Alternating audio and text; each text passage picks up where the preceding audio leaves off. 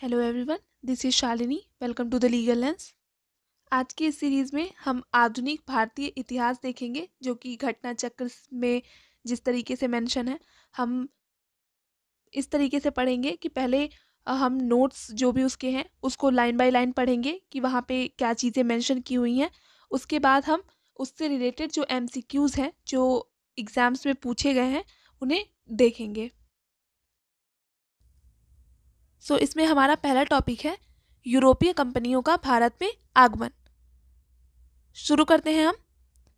इसमें पहला टॉपिक है वास्को डी गामा गुजराती पथ प्रदर्शक अहमद इब्न मजीद की सहायता से भारत के पश्चिमी तट पर स्थित बंदरगाह कालीकट पर 20 मई 1498 को पहुंचा।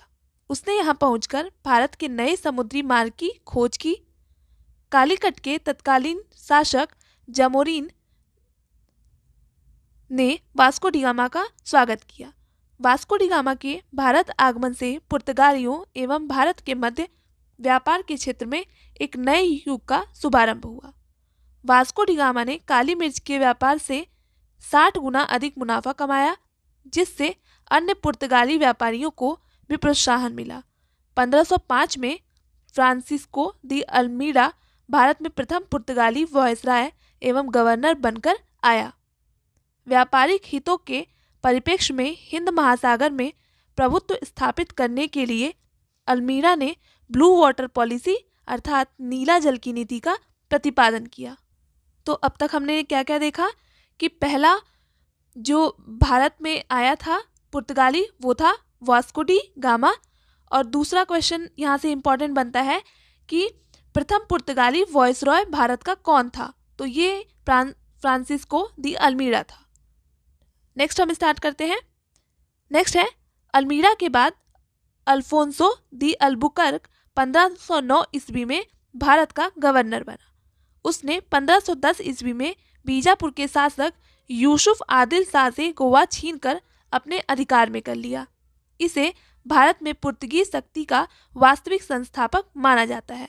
तो यहाँ से भी क्वेश्चन बन सकता है कि किसे भारत में पुर्तगीज शक्ति का वास्तविक संस्थापक माना जाता है। तो ये है अल्फोंसो दी अल्बुकर्क को। नेक्स्ट है अल्बुकर्क ने 1511 में दक्षिण पूर्वी एशिया की महत्वपूर्ण मंडी मलक्का एवं 1515 ईस्वी में फारस की खाड़ी के मुहाने पर स्थित हरमुज पर अधिकार कर लिया। अल्बुकर्क के बाद प्रमुख गवर्नरों में से एक नीनो दी कुन्हा था। यह 1529 से 1538 तक गवर्नर रहा। पुर्तगाली यात्री वास्को डी गामा ने भारत के मार्ग की मूलतः इटली निवासी तथा स्पेन द्वारा वित्त पोषित यात्री कोलंबस ने अमेरिका की, ब्रिटेन के कैप्टन कुक ने ऑस्ट्रेलिया की तथा हॉलैंड के एबल तस्मान ने वॉन डिमस लैंड वर्तमान तस्मानिया तथा न्यूजीलैंड की खोज की थी।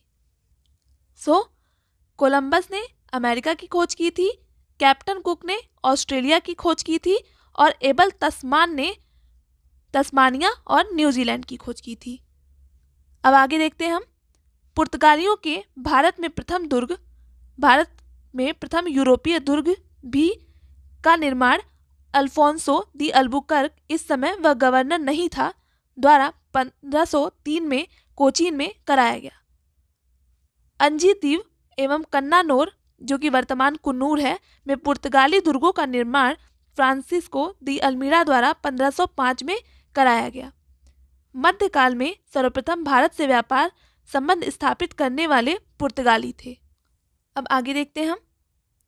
भारत में यूरोपीय व्यापारिक कंपनियों के आगमन का क्रम, सबसे पहले पुर्तगीज आए थे, फिर डच आए थे, फिर अंग्रेज, फिर डेन और फिर फ्रांसीसी।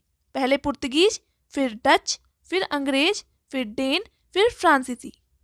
भारत में पुर्तगाली सबसे पहले 1498 ईस्वी में आए तथा सबसे अंत में वर्ष 1961 में वापस गए। तो सबसे ज़्यादा समय तक कौन भारत में रहा था? वो पुर्तगाली थे, जो 1498 में आए थे और ये 1961 में वापस गए थे। वर्ष 1961 में गोवा का पुर्तगाली गवर्नर जनरल मैनुअल एंटोनियो वसालो ए सिल्वा जो कि 1958 से 1961 तक था, भारत की स्वतंत्रता प्राप्ति के दौरान गोवा का गवर्नर जनरल जोसे सिल्वेस्ट्रे फेरेइरा बोसा था। आगे देखते हैं। यूरोपीय शक्तियों में सर्वप्रथम पुर्तगाली व्यापारियों ने भारत में सामुद्रिक व्यापारिक केंद्र स्थापित किए। पुर्तगालियों ने भारत में अपनी पहली फैक्ट्री कालीकट में 1500 ईस्वी में स्थापित की, किंतु उसके शीघ्र ही विनष्ट हो जाने के उपरांत उसी वर्ष कोचीन में एक अन्य फैक्ट्री की स्थापना की। पुर्तगालियों द्वारा भारत में स्थापित प्रथम दुर्ग कोचीन, जो कि 1503 में किया गया था, तथा कुन्नूर में 1505 में दूसरे दुर्ग का निर्माण करवाया गया। 1534 ईस्वी में पुर्तगालियों ने बंगाल के शासक गियासुद्दीन महमूद शाह से सतगांव और चटगांव में अपनी फैक्ट्रियां स्थापित करने की अनुमति प्राप्त कर ली। पुर्तगालियों द्वारा हुगली को बंगाल की खाड़ी में समुद्री लूटपाट के अड्डे के रूप में इस्तेमाल किया जाता था। 1632 में मुगल बादशाह शाहजहां ने हुगली में पुर्तगाली बस्तियों को पूरी तरह नष्ट कर दिया और 1000 से अधिक पुर्तगाली निवासियों को बंदी बना लिया। अब देखते हैं आगे। कासिम बाजार की फैक्ट्री के प्रमुख जॉब चर्नॉक ने अंग्रेजों के व्यापार केंद्र के लिए हुगली के स्थान पर सूतानूती अथवा सुतनौती, कलकत्ता का एक स्थल है, उसको चुना। कोच्चि, जो कि कोचीन, 1814 ईस्वी में ब्रिटिश उपनिवेश के तहत शामिल हुआ।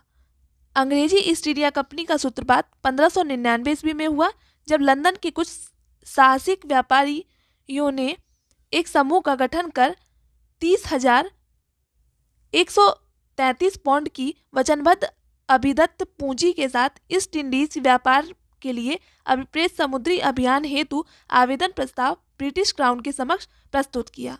हालांकि इस साहसिक व्यापारियों के मूल प्रस्ताव को प्रीवी काउंसिल ने स्वीकृति नहीं मिल सकी, तथापि अगले वर्ष वे पुनः एकत्र हुए और इस बार उन्होंने ब्रिटिश क्राउन की पूर्व सहमति से ईस्ट इंडीज अभियान हेतु जहाज और अन्य साजो सामान खरीदने प्रारंभ किए और अपनी पूंजी को बढ़ाकर 68,373 पाउंड कर लिया।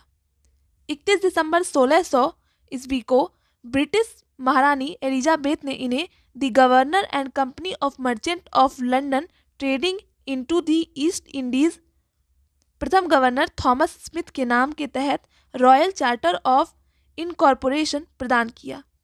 इस प्रकार ईस्ट इंडिया कंपनी का आधिकारिक रूप से गठन हुआ। इस दौरान भारत का बादशाह अकबर, जो कि 1556 से 1605 ईस्वी तक था, लीवेंट कंपनी को 1592 में स्थल मार्ग से भारत में व्यापार करने का अधिकार पत्र प्राप्त हुआ। जहांगीर के शासनकाल में इंग्लिश ईस्ट इंडिया कंपनी ने सर्वप्रथम 1611 में मसूलीपट्टनम अथवा मछलीपट्टनम में एक अस्थायी कारखाना स्थापित किया। 1613 में सूरत में स्थापित कारखाना अंग्रेजों का प्रथम स्थायी कारखाना था। सूरत में डचों द्वारा फैक्ट्री 1616 ईस्वी में, जबकि फ्रांसीसियों द्वारा 1668 ईस्वी में स्थापित की गई। थॉमस बेस्ट नामक अंग्रेजी अधिकारी ने पुर्तगालियों को स्वाली और सौली के स्थान पर हराया था।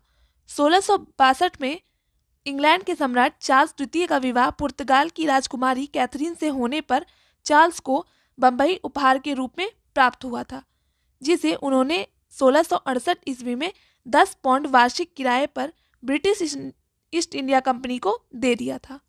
बम्बई के अंग्रेज गवर्नर जॉन चाइल्ड ने 1688 ईस्वी में बम्बई और पश्चिमी समुद्र तट के मुगल बादशाहों को घेर डाला तथा मक्का जाने वाले हज यात्रियों को बंदी बनाने का प्रयास किया। फलस्वरूप उसे औरंगजेब ने भारत से निष्कासित करने का आदेश दिया था। कर्नाटक का प्रथम युद्ध, जो कि 1746 से 1748 तक चला, ऑस्ट्रिया के उत्तराधिकार युद्ध, जो 1740 ईस्वी में प्रारंभ हुआ था, का विस्तार मात्र था। गृह सरकारों की आज्ञा के विरुद्ध ही दोनों दलों, अंग्रेज एवं फ्रांसीसी, में 1746 ईस्वी में युद्ध का प्रारंभ हो गया। अंग्रेज कैप्टन बर्नेट के नेतृत्व में अंग्रेजी सेना द्वारा कुछ फ्रांसीसी जहाज़ों पर अधिकार कर लेना युद्ध का तत्कालीन कारण था। प्रथम कर्नाटक युद्ध के समय ही कर्नाटक के नवाब अनवरुद्दीन ने महफूज खां के नेतृत्व में 10,000 की भारतीय सेना को फ्रांसीसियों पर आक्रमण करने के लिए भेजा।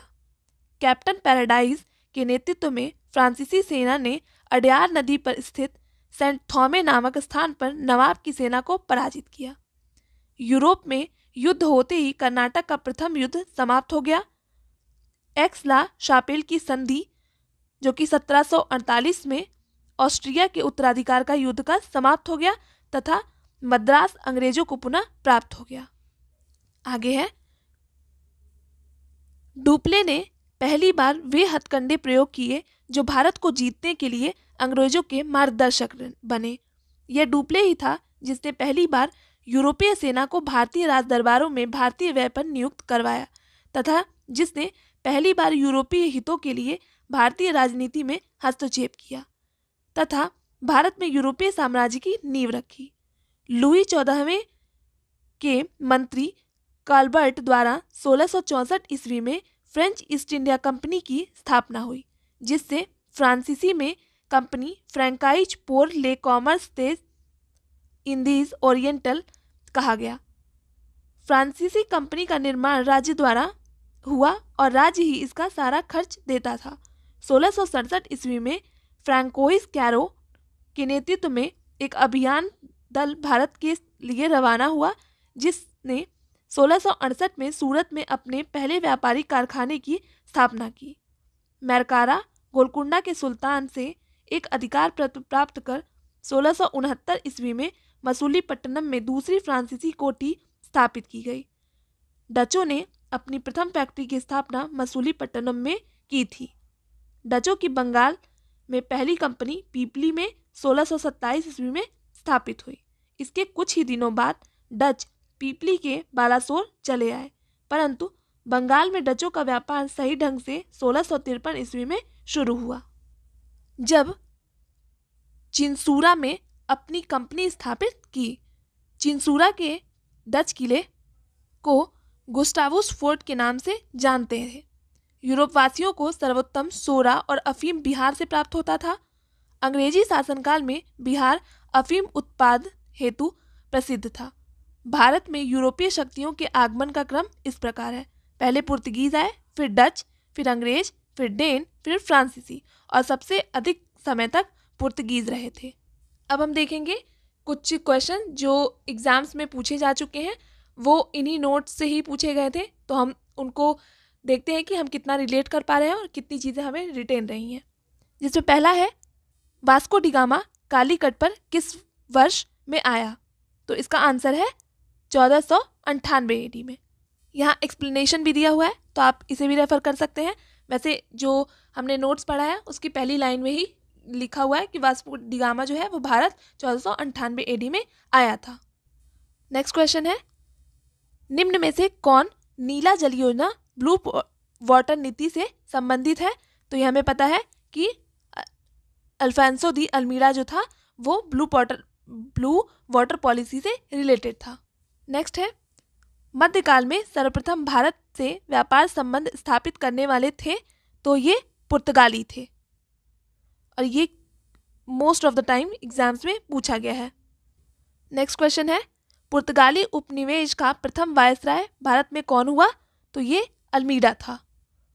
नेक्स्ट है, किसने वास्को डी गामा का कालीकट में स्वागत किया? ये हमें पता है कि जमोरीन ने किया था। नेक्स्ट क्वेश्चन है, पुर्तगालियों ने भारत में निम्नलिखित में से किस स्थान पर प्रथम दुर्ग का निर्माण कराया था? तो ये कोचीन में कराया गया था। यहाँ एक्सप्लेनेशन भी हम पढ़ सकते हैं। पुर्तगालियों के भारत में प्रथम यूरोपीय दुर्ग भी का निर्माण अल्फोंसो दी अल्बुकर्क, इस समय वह गवर्नर नहीं था, द्वारा 1503 ईस्वी में कोचीन में कराया गया था। नेक्स्ट क्वेश्चन है, किन यूरोपियों ने भारत में प्रथमतः सामुद्रिक व्यापारिक केंद्र स्थापित किए? तो ये पुर्तगाली थे। एक्सप्लेनेशन देखते हैं। यूरोपीय शक्तियों में सर्वप्रथम पुर्तगाली व्यापारियों ने भारत में सामुद्रिक व्यापारिक केंद्र स्थापित किए। भारत में प्रथम पुर्तगाली वायसराय अल्फोंसो दी अल्मीड़ा ने 1509 ईस्वी में द्वीप पर अधिकार कर लिया। द्वीप पर अधिकार के साथ ही पुर्तगाली हिंद महासागर में सबसे अधिक शक्तिशाली हो गए। पुर्तगालियों ने हिंद महासागर से होने वाले व्यापार पर एक आधिपत्य स्थापित कर लिया और यहाँ से गुजरने वाले अन्य जहाज़ों से कर की वसूली की। अगला क्वेश्चन है, किस मुगल सम्राट के काल में इंग्लिश ईस्ट इंडिया कंपनी ने भारत में सर्वप्रथम कारखाना स्थापित किया? तो ये जहांगीर के काल में। जहांगीर के शासनकाल में इंग्लिश ईस्ट इंडिया कंपनी ने सर्वप्रथम 1611 ईस्वी में मसूलीपट्टनम में एक अस्थायी कारखाना स्थापित किया था। 1613 में सूरत में स्थापित कारखाना अंग्रेजों का प्रथम स्थायी कारखाना था। नेक्स्ट क्वेश्चन है, भारत में 1613 ईस्वी में अंग्रेजों ने पहली फैक्ट्री कहाँ स्थापित की थी? तो ये हमने पिछली में भी पढ़ा था कि सूरत में।